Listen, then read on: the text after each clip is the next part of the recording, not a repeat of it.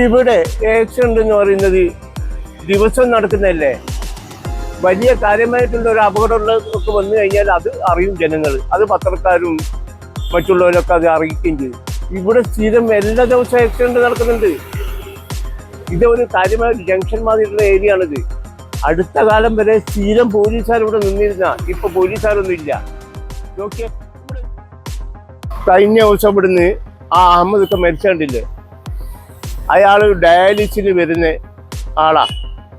Road cross ചെയ്ത് ചായ കുടിക്കാനോ മറ്റോ വേണ്ടി പോകുന്ന അയാൾ എത്ര ശ്രദ്ധിച്ചുകൊണ്ടാണ് പോയത്. അയാൾ രണ്ട് ഭാഗത്തും വളരെ ശ്രദ്ധിച്ചുകൊണ്ടാണ് പോയത്.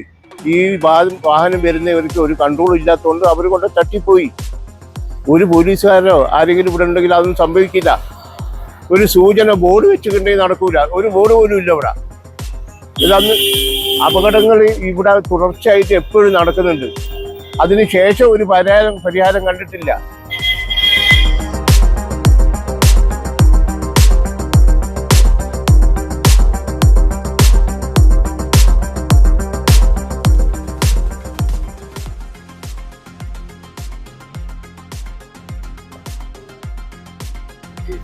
ഇവിടെ സീബ്ര ലൈൻ ഉണ്ടായിരുന്നതാ, അതിപ്പോഴുണ്ടോ? വല്ല രൂപം ഉണ്ടാവാത്ത ഇത് കാര്യമായ ജംഗ്ഷൻ മാതിരിയുള്ള സ്ഥലമില്ലത്.